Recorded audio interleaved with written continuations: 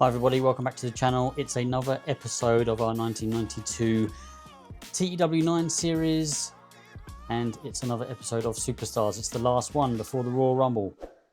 And here we kick off with some pre-show matches. We've got Haku and the Barbarian taking on the Bushwhackers. Just a pre-show match to get Haku and the Barbarian on there, really. It gets a rating of 55 overall, which isn't too bad, actually, when you consider the Bushwhackers are about 105 by now. Haku and the Barbarian low down on the card. But the Bushwhackers actually got the win. I didn't choose the winners for these, so I'm quite interested by that result. I probably would have picked Haku and the Barbarian. But the Bushwhackers got it in 11 minutes 54. Luke pinned the Barbarian with a battering ram. And then we've got Rowdy Roddy Piper against Hercules. A pre-show bout that had a decent reaction from the crowd, but subpar wrestling. Roddy Piper got the win in 10 minutes 24 by submission with the sleeper. 63 is pretty good. Yeah, I wanted to give Roddy Piper some time in the ring, and, well, Hercules seemed like a decent enough opponent, and they do appear to have great chemistry, so that's a little bonus there. We can keep that in our back pocket for the future, possibly. So the wrestling got 54 and the crowd 61, but yeah, 63 overall is pretty decent. And then some six-man tag team action. Wanted to use the new foundation, so we teamed them up with the Texas Tornado, and they go up against the Executioners, because just wanted to get them on the card, really. Just, I want to use them. They're not going to be anything special, but they're a tag team. And yeah, why not team them with Shawn Michaels just to get him in the ring again as well. And Texas Tornado and the new foundation get the win in 12 minutes 53. Jim Neidhart pinned Executioner 1 with the Anvil Flattener. So 45 wrestling, 37 crowd, 52 overall. Yeah, nothing special, but it served a purpose. Just get some people, in the ring. We don't want any sort of ring rust settling in. Although, having said that, we do have house shows, so we shouldn't really get that problem. But let's head into the main show, shall we? Superstars, the last one before the Royal Rumble. Nikolai Volkov and Rick Martel kick things off. Decent reaction from the crowd, subpar wrestling. Rick Martel got the win in 5 minutes 50 by submission with a Boston Crab after blatantly cheating. So yeah, we won't have heels cheat all the time, but in this particular match, I wanted to give Rick Martel a win here. He's never going to be a title contender, I doubt, unless something really happens and he just starts getting super over. But I don't want him to sort of linger in the unimportant role either. So yeah, I want to give him, keep him mid-cardish. So he gets the win here. 54 wrestling, 56 crowd, 61 overall. I didn't think it was too bad, really.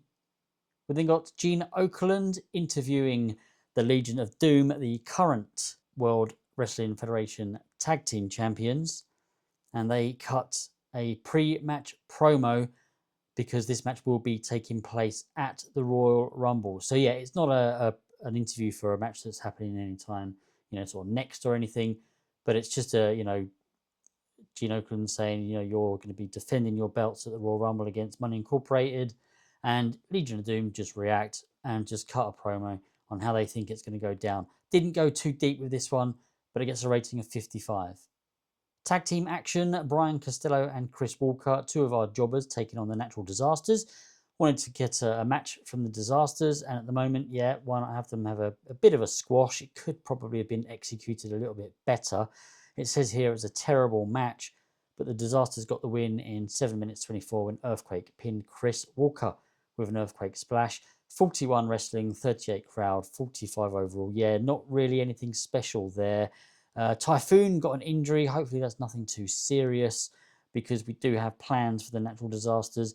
There's a few bits of green down there, which is always good to see. Unfortunately, the match did bring the crowd down a little bit. Hopefully that's going to recover. Unfortunately not. They are now disinterested. We need to kind of do something then to to bring this up. But it's a news segment with Sean Mooney introducing promos from the New Foundation, and they cut a promo on the Nasty Boys. And it's just basically talking about last week when the Nasty Boys bullied the New Foundation to get out of the ring because they're hiding the spotlight of the Nasty Boys as they came down to cut a promo. And yeah, the New Foundation just felt bullied, and they're just, kicking back with some words that obviously they're trying to antagonize the Nasty Boys, or, put in some kind of challenge for them. Not a specific challenge to a match, but obviously we're going to get there. Also in this segment, we have Shawn Michaels with Sensational Sherry giving a self-promo, Tatanka with a self-promo, and Jim Powers. We want to be using him because he is our sort of main character. He's the guy that we want to be getting over. We want him to be bigger than Hogan. 39 overall, though. Yeah, terrible, really. Slightly better, but it doesn't really improve the crowd. We've got Greg the Hammer Valentine taking on Ric Flair. It was a short match. Ric Flair got the win in 4 minutes 34 by submission with a figure 4 leg lock. The match was designed to tell a specific story. So yeah, this was a storytelling match. Now I'm a little bit disappointed by this. Ric Flair and Mr. Perfect are an awkward pairing. They just have no chemistry whatsoever. So we're going to need to do something about that. I do want them to sort of be together for at least a little bit longer, but I'm going to have to do something about that one. But the wrestling got 63, the crowd 65, 62 overall. Yeah, I'm going to need to bring this back, I think. I think that's gone slightly up there, and it now says unclear, and we get a 69 rating here for an interview, or well, it's behind the scenes actually. It's not an interview at all. Behind the scenes, in the backstage area, Sid Justice is chatting with Money Incorporated, and we sort of see Hogan come into shot in the background and sort of stops as he sees them chatting, and he's a little bit, shock face. What are these guys doing again? They're seen socializing. Money Inc. sort of walk off. They kind of laugh and sort of leave Sid to it. Hogan confronts Justice. What on earth are you doing with these guys? You've been caught before with them. And Sid just says, look, I've got a business deal with them. They know a good accountant. I was looking for one. I'm just finalising the deal with them. That's all. Nothing more than that. This is purely business.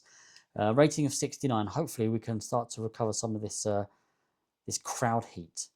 Not by much. The Repo Man takes on Virgil. Wanted to get a Repo Man match, and thought Virgil as an opponent. Why not? Decent reaction from the crowd, but terrible wrestling. Repo Man got the win in 5 minutes 57 by pinfall. So it's 45 wrestling, 49 crowd, and 52 overall. I'm sure I had Big Boss Man come down to sort of spend some time at ringside, spend some time at ringside, just to sort of keep an eye on Repo Man. We've already got the whole thing where he called Repo Man a robbing son of a gun, and Big Boss Man wants to clean up the filth, and he sees Repo Man as the first person he wants to clean up his act. So he just comes down to ringside, probably keeping an eye on him, making sure he's not doing anything that he shouldn't be doing. So just sort of get that storyline advanced there. Let's move on now before, let's just hope we can recover that crowd heat even more. Still down as unclear, but it's another news segment. Some slightly bigger stars on this one, but it doesn't look like it's really done a lot for our crowd. Sean Mooney introduces promos from Money Inc. with Jimmy Hart as they announce that they have a title shot against the Legion of Doom at the Royal Rumble. We've already known that, of course, but now this is the Money Incorporated sort of giving their promo for it. And then we have the Natural Disasters with a promo as well with Jimmy Hart. They do ask the question to Jimmy, but this isn't a promo about beating Jimmy up. This is a promo about, we're a great tag team. We deserve a title shot. But they do ask the question to Jimmy, you've got Money Inc. a title shot now. If they fail, it's got to be us next. Surely it's got to be us next, Jimmy. Jimmy, yeah, you're a top priority. Don't worry. I couldn't do anything about the Money Incorporated one. It was a deal that was already signed. It was already in motion and all that sort of thing. We also had a promo from Slaughter and Duggan as they cut a promo on the Beverly Brothers. So we had the Beverly Brothers cheat on them last week. And now we've got Slaughter and Duggan just saying, look, cheating is not the American way. You should be proud and you should be real fighters and you should be clean cut and you should, it's not the American way to win matches by cheating. So nothing more to it than that. Not going into too many details, but that's basically get that story advanced a little bit more. 58 overall. The British Bulldog takes on Papa Shango. Want to be using Papa Shango, want to get him over a little bit actually. In 2020, I played a save, a 1993 save, and I got Papa Shango so over, it's unreal. I'm not saying I can do it in this particular save, but I do want to get him over a little bit. I always thought that character was pretty cool. And we want to be using British Bulldog as well. Same reason, get him over to some extent. And it's the British Bulldog who gets the win here in 8 minutes 30 by disqualification. So we do have the Papa Shango getting a little bit of heat there because it wasn't a clean win by the Bulldog, but they didn't click and it was an awkward bout. 51 segment rating. Gene Okerlund interviews Roddy Piper and he says, I'll be happy to take on anyone for the Intercontinental title, whether it's Bret Hart or the Mountie. I'll take on anyone, but I know that I'll be getting a fair match from Bret.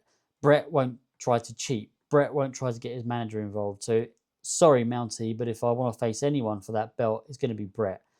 I know you got a chance, but I can't really see you winning it. The Mountie appears during this interview and zaps him with his. It's not a nightstick, is it? I don't know what you would call that. But he had a zapper, didn't he? He zaps Piper with that and beats him down a little bit. We'll get a rating of 75, and that storyline has advanced. Still unclear on the crowd. This is a little bit unfortunate, but this is a really decent segment. So we have another Gene Okerlund interview, and he interviews Savage pre-match against Jake Roberts. This is our main event. We said last week we'd have this match, and it's a shame that the crowd is the way it is at the moment, but it'll probably affect the rating a little bit. And Savage says that once he gets the 1-2-3 against Jake Roberts, he's done with this whole saga. Basically, yeah, after this match, we're going to remove Savage from that storyline. We're not going to end the storyline, though, because I do want to keep it going because we've got plans for The Undertaker and Jake Roberts. 75 for this segment. And the match gets us a 90. Talk about pulling it out of the bag. Crowd at the end was hot and rising. And yeah, we get a 90, which is absolutely fantastic. Great wrestling and good heat. Randy Savage defeated Jake the Snake Roberts in 14 minutes, 57 seconds by pinfall with a flying elbow drop. The match was designed so that the wrestlers could go out and try to steal the show. During the match, we had The Undertaker run in and attack Macho Man, and Ric Flair also distracted Savage. So kind of keeping those storylines going. 81 wrestling, 77 crowd. Yeah, 90 overall. Post-match, we have Jake Roberts get the snake out, Damien, and obviously he's doing whatever he does with the snake. He's trying to antagonize Randy Savage, but things don't go to plan, and Damien starts approaching the Undertaker and Paul Bearer's urn, which Paul Bearer has just sort of left on the ring apron. I don't know how you would do this. I don't know if snakes are attracted to some kind of substance that they could actually pull this off, but yeah, use your imagination. Damien's approaching the urn and even begins wrapping himself around it, and this angers the Undertaker, and the Undertaker starts going for Jake, but Jake quickly sort of gets Damien, pulls him up, puts him back in the bag. Nothing to see here, guys. But yeah, you probably know what's coming. We are going to lead up to the Undertaker and Jake Roberts. They will be facing each other probably at WrestleMania. And I know this is how real life did it, but I think up until WrestleMania, we'll probably go with a fair few things that were real, and then we'll sort of go our own direction after that. But 75 overall for the final segment. Randy Savage was kind of there as just a background player, maybe still being antagonized by Ric Flair, but they were all sort of in that sphere. But the main focus here was that Damien and the Undertaker's urn. Overall, then, we get an 80. I am pleased with that. We haven't lost popularity in any areas. 80 is pretty decent, actually. I'm really pleased with that. I mean, it helps that we got such an amazing main event. We increased our popularity in one region. Yeah, very pleased with that one, guys. Injury review, then. Typhoon's out for 15 days. Is that going to mean he's going to miss the Royal Rumble? Or can be worked through? Okay, well, at least I don't have to rewrite the Royal Rumble, which I've already pre-booked.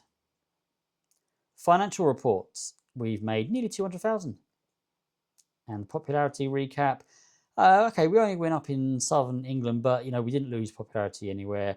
And like I said in the last episode, because our pop in the US is so high, we've got to get some really outstanding scores to gain pop there at the moment. Okay, we have a quick email. It's just drug test fees and the Typhoon's injury. Well, it's only out for 15 days and he can work through it, so I'm not too fussed about that. I'm going to skip straight ahead to the Royal Rumble. You're going to get 2 shows in this episode. Here we go then for the Royal Rumble 1992. we kick off with a pre-show match just because I wanted to get Roddy Piper on the show somehow, and he takes on Chris Duffy. And of course, he gets the win. I didn't choose the winner, but you can just assume, really, in this situation, Roddy Piper would have got the win here. And he does it in 12 minutes 55 by submission with the sleeper. 54 overall, 44 wrestling, 43 for the crowd. So the crowd is expectant and simmering. Hopefully we can keep the crowd high like we failed to do in the previous Superstars. So the main show kicks off with the opening hype package video, which they always do ahead of the Royal Rumble, just with a few stars. Obviously, they're not all in the Royal Rumble, but we've got Hogan taking on The Undertaker tonight as well. Bret Hart's in there. I mean, realistically, they would show a lot more people, but you can only fit a certain amount on this. Well, in fact, I think you can do more, but I did the quick angle because I'm lazy. 74 rating, and the crowd is hot and rising. We open wrestling action with the Bushwhackers taking on the Orient Express. Bit of a strange one, but needed to sort of add up the time, and why not? Want to get the Orient Express used. A decent reaction from the crowd, but terrible wrestling. The Orient Express got the win in 12 minutes 51 when Kato pinned Butch with a super kick. So the crowd's still hot. The wrestling got 46, crowd 47, and the segment 55 overall. I don't think that's completely terrible. It'll do for an opening match. And then we've got a 4-minute video package with the Big Boss Man, Jim Powers, Randy Savage, and Ric Flair. Well, you know why we're sticking Jim Powers in there. We're trying to get him over. And it's just Royal Rumble promos. So all 4 of these guys are, telling everybody why they think they're going to win the Rumble. Jim Powers looked lost, but he will do it at the moment, with these guys. 62 overall. Then we've got Colonel Mustafa taking on Owen Hart. Owen Hart getting the win in a match that didn't have much heat and terrible wrestling, but Owen Hart got the win in almost 11 minutes by submission with the sharpshooter. So showing unprofessionalism, a clearly unhappy Colonel Mustafa completely phoned in his performance. He didn't like losing this, but I said, tough, this is what we're doing. I want to get Owen Hart over. And so there you have it. Crowd 45. Crowd was 47, wrestling was 45, 51 overall. Pre-match interview, a pre-intercontinental title match interview with Bret the Hitman Hart. And obviously he's cutting a bit of a promo on the Mountie. 65 overall. Let's go to the match. And of course, we have the Mountie getting the win in 11 minutes 48 by submission with a Quebec crab after interference from Jimmy Hart. The Mountie wins the WWF Intercontinental title. So yeah, you know where we're going with this. We're going to follow what they did in real life for the moment. Roddy Piper will end up beating the Mountie at some point, and then we'll have the big Bret Hart Mountie match at WrestleMania. So they didn't click, Bret Hart and the Mountie. So okay, but still got 70 though, which is pretty pleasing to the eye. 63 wrestling, 62 crowd. Yeah, 70 overall. Happy with that. Then a pre-tag team title match interview with Gene Okerlund as he interviews the $1 Million Man and IRS, cutting a promo on the current champions, the Legion of Doom. So 69 rating. Let's go to the match. And we get the Legion of Doom getting the win in 13 minutes 44 when IRS was disqualified when Sid Justice ran in and attacked Animal. What's going on with Sid Justice? Is he more than just a business associate with Money Inc? During the match, we also saw Earthquake distract Hawk. So Earthquake and Typhoon distracting Animal. They're still part of the Jimmy Hart thing, even if they feel that they should have had a title match. They're still part of that thing. So they're not, they want to. They're saying, look, Jimmy, we're doing what you want us to do. Get us a title match. That kind of thing is going on. So wrestling got a 67, 64 for the crowd, 70 overall. Yeah, quite pleased with this. Bobby the Brain Heenan and Lord Alfred Hayes are an awkward pairing on commentary. Might have to change that up then for our events.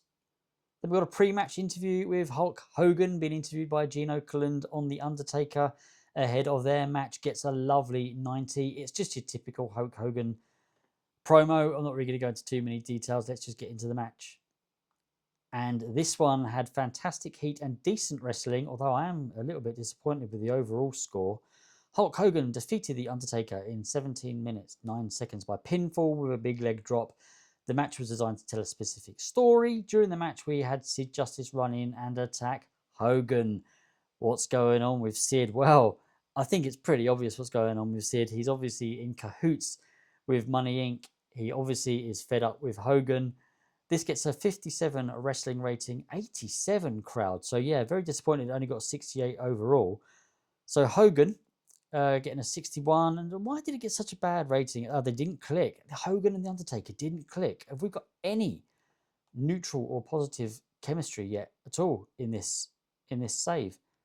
But that's the end of it. Or is it? After the match, Sid Justice continues his assault on Hogan, also involving The Undertaker, who starts attacking Hogan as well. And he's beaten so badly, Hogan eventually needs to be taken out of the arena on a stretcher. Whether he reaches an ambulance afterwards or not, we don't know. So the whole idea of this is to give Hogan a little bit of a break. We want to get him out of the title picture, and we want to put him into a story with Sid Justice. So a rating of 72. Handle the change. We are going to turn Sid Justice heel. Complete success. Pre-Royal Rumble promos, this time featuring Jake Roberts, Sergeant Slaughter, Shawn Michaels, and Sid Justice. These were pre-taped, so it doesn't really affect the fact that we just had Sid out there and did what he did. So this got a 63. That's not great. How does the Royal Rumble match do?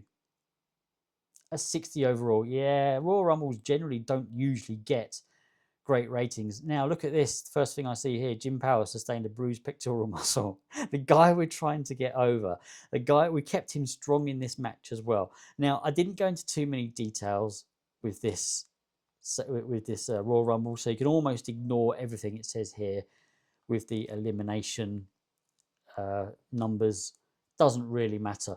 Sid Justice won the Royal Rumble after he was helped by Money Inc. So Sid Justice wins the Royal Rumble. He wins the WWF title. He eliminated Randy Savage last. Randy Savage and Ric Flair didn't like losing this match.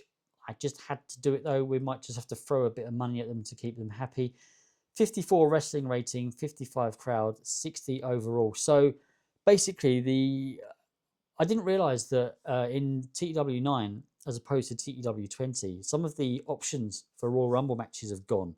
So I couldn't actually put in the Jim Powers made the most eliminations. So you're just going to have it in your head that he did. I'm a little bit annoyed about this injury, though. How long is that going to last? So Sid Justice is your new champion. Now, I've just said I want to put him in a story with Hogan. And I said I want Hogan out of the title picture. Okay, the Berserker got some heat because of Jim Powers' injury. So it's the Berserker's fault. Okay, post-match, we've got Sid Justice celebrating with the WWF Championship belt with Money Inc. and Jimmy Hart. They are obviously doing something together. 68 for this segment, the final segment. The crowd finished on very hot. Let's get a final rating. 67. Yeah, I'm disappointed with that. I think generally Royal Rumble matches don't usually get good ratings, but I don't think you can have any other match as the main event. I think the main event has to be the Royal Rumble. Might have to rethink that for next year, or do I just take the hit on one pay-per-view? I don't know, but yeah, that's disappointing. Address the locker room. Well, I didn't look at all at. I'm going to give Jim Powers a hug because he's gotten an injury there. I didn't look at all to see who had. I'm going to give Randy Savage. I'm going to say Tully was awesome because he probably was. I'm also going to say that Ric Flair was awesome because he probably was, and those two were a little bit annoyed. Bret Hart, I mean, you got to say let's say praise for a great performance. I should really track. I should keep an eye out on what people score actually. So they're all pleased.